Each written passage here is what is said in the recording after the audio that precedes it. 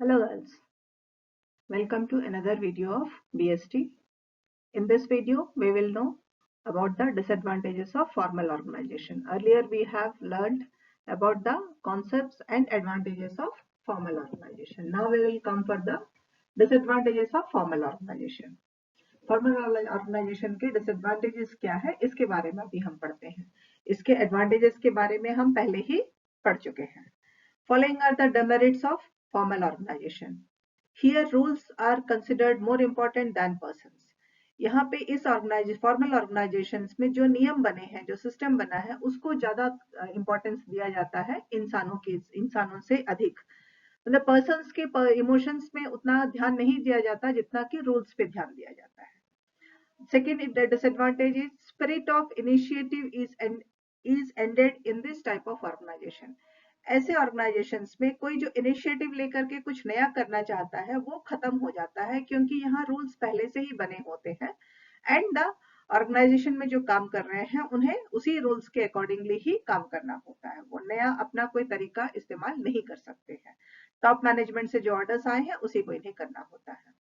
The third disadvantage is in this type of organization, excessive and undue use of authority takes place. यहाँ पे undue use authority का बहुत ज्यादा इस्तेमाल किया जाता है. चौथा पॉइंट है the rules and procedures are followed strictly which hampers frequent changes. बीच बीच में जो बदलाव लाने चाहिए वो उसमें बहुत दिक्कत होती है क्योंकि यहाँ रूल्स को बहुत ज्यादा अहमियत दी जाती है. In formal organizations, human feelings have no place as these organizations are impersonal. यहाँ पर्सनल रिलेशनशिप नहीं होने की वजह से इंसानों की जो अपनी फीलिंग्स होती है उसके बारे में कोई ध्यान नहीं दिया जाता है. सब कोई को एकदम फॉर्मल ही हो करके अपने सारे काम को करने होते हैं. छठा डिसएडवांटेज है different departments and personnels have lack of coordination. बहुत सारे डिपार्टमेंट्स और बहुत सारे लोग होने की वजह से इनमें कोऑर्डिनेशन की कमी आ जाती है. इसके बाद है no consideration is given to social and human elements. Human elements में इंसान के जो सोशल सर्कल्स होते हैं उनके या कुछ सोशल काम होते हैं इनको कोई ध्यान नहीं दिया जाता है. इस ऑर्गेनाइजेशंस में फॉर्मल ऑर्गेनाइजेशंस में एक ही बात होती है, हमें आप टारगेट्स जो दिए गए हैं इसको इसके अंदर कंप्लीट करना है तो you have to do, other things doesn't matter to the management. आठवां पॉइंट है the organization considers only the formal communications and creates obstacles in application of informal communications. यहाँ पे कम्युनिकेशन भी जब होता है इसका सबऑर्डिनेट्स के साथ में या अपने एम्प्लॉइज के साथ में तो एकदम फॉर्मल होता है और कोई भी इनफॉर्मल कम्युनिकेशन को यहाँ डिस्करेज कर दिया जाता है. इसमें काफी रुकावटें पैदा की जाती है.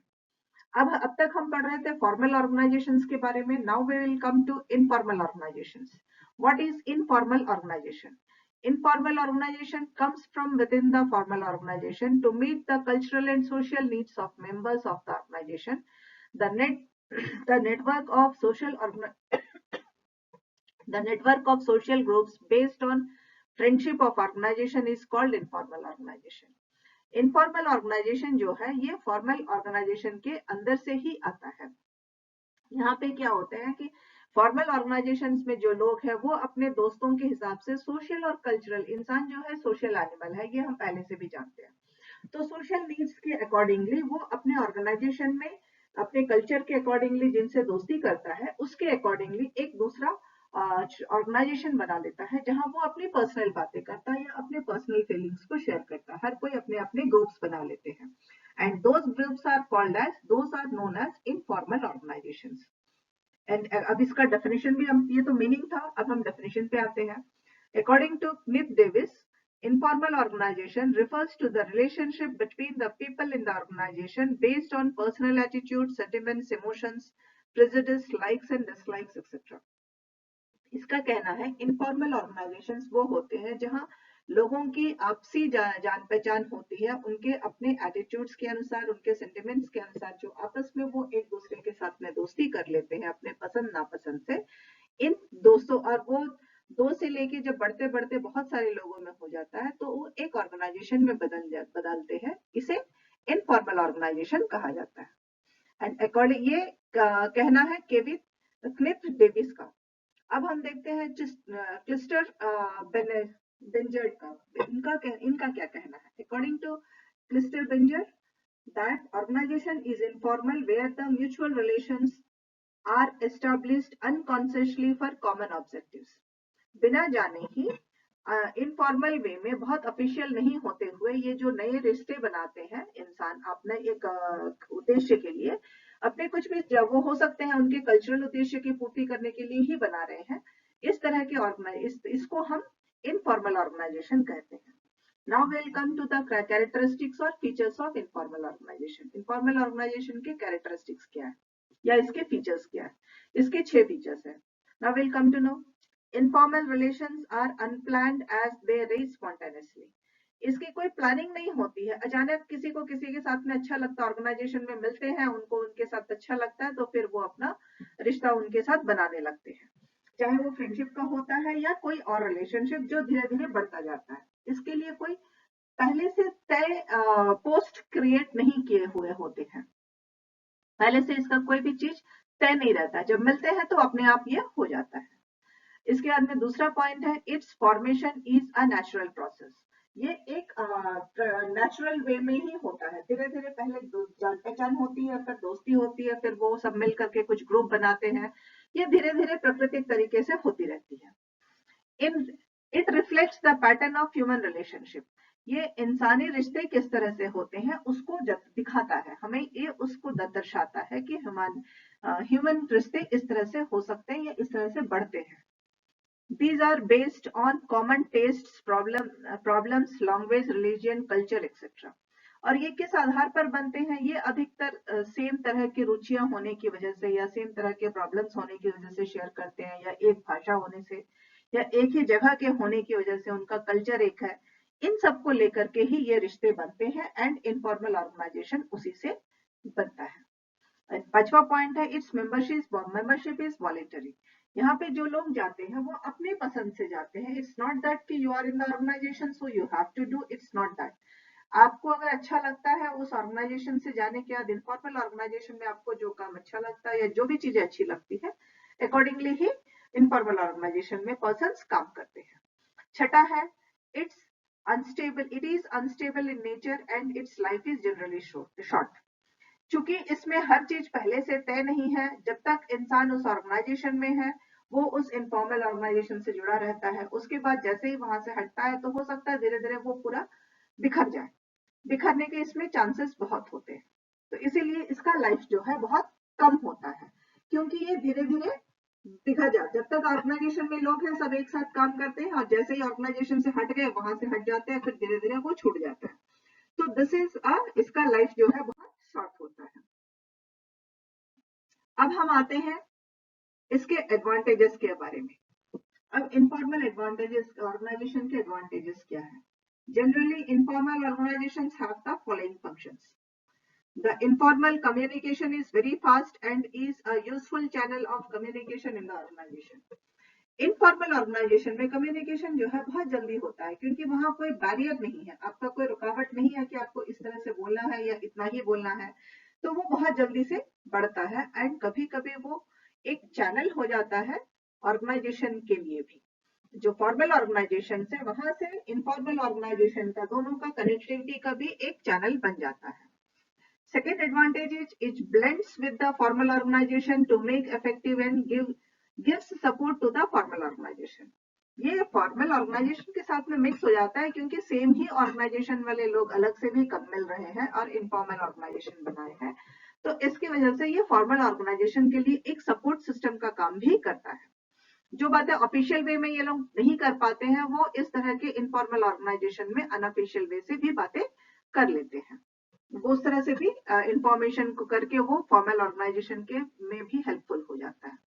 नेक्स्ट है, the informal leaders lightens the burden of the formal managers and tries to fill in the gaps in the managers abilities. Informal में क्या होता है, जब इनफॉर्मल ऑर्गेनाइजेशन में जब ये लोग मिलते हैं तो फॉर्मल ऑर्गेनाइजेशन के जो मैनेजर्स हैं उनकी जो बर्डन्स होते हैं उनको घटाने की कोशिश करते हैं, क्योंकि यहाँ कोई भी टॉप मैनेजमेंट, मिडिल मैनेजमेंट के लोग हैं, अपनी पोजीशंस का, पोस्ट्स का कोई यहाँ पे दिखावा नहीं रहता है. तो एक दूसरे की मदद करने में यहाँ ये लोग बहुत मददगार होते हैं. नेक्स्ट है, the presence of informal organization encourages the manager to plan and act carefully. Informal organizations में मिलने के बाद में मैनेजर्स को नए नए आइडियाज बनाने के लिए और काम को और ज्यादा सही तरीके से करने के लिए प्लानिंग करने का मौका मिल जाता है.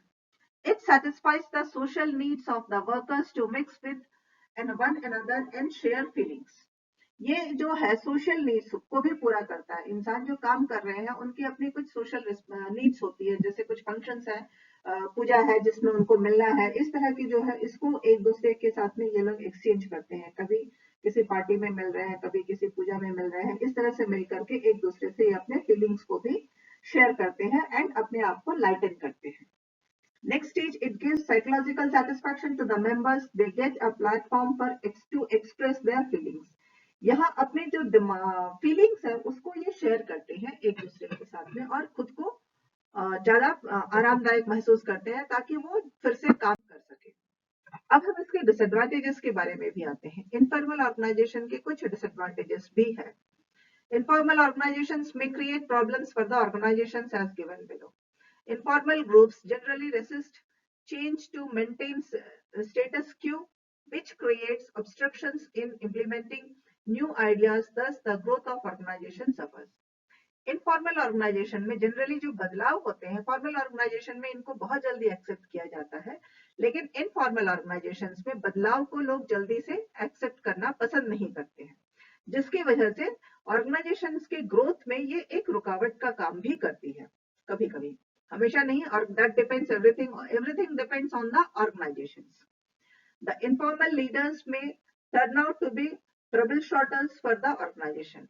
इनफॉर्मल लीडर्स ऑर्गेनाइजेशन में भी लीडर्स होते हैं, उनको अपनी लीडरशिप दिखाने के लिए ये ऑर्गेनाइजेशन के अंदर में उसको उसमें इनफॉर्मल ऑर्गेनाइजेशन से लेकर के प्रॉब्लम्स क्रिएट करने के चांसेस बहुत ज्यादा बढ़ जाते हैं.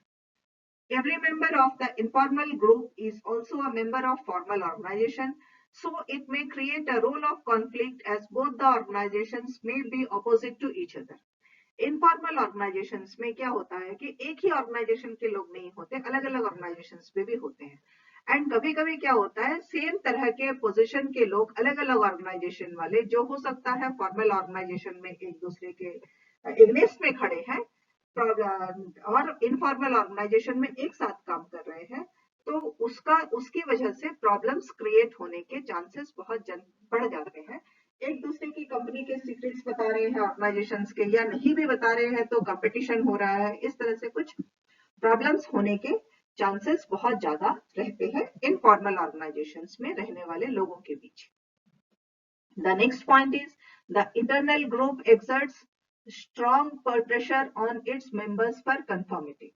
कई बार क्या होता है कि जो फॉर्मल ग्रुप में जो बातें ये लोग नहीं कर पाते हैं या फोर्स नहीं कर पाते हैं कि आपको ऐसा करना है करके, वो सारे फॉर्मल इनफॉर्मल ऑर्गेनाइजेशन से प्रेशर ला सकते हैं ताकि फॉर्मल ऑर्गेनाइजेशन में वो काम हो सके, नॉर्मल कंडीशन में जो शायद नहीं हो सकता है.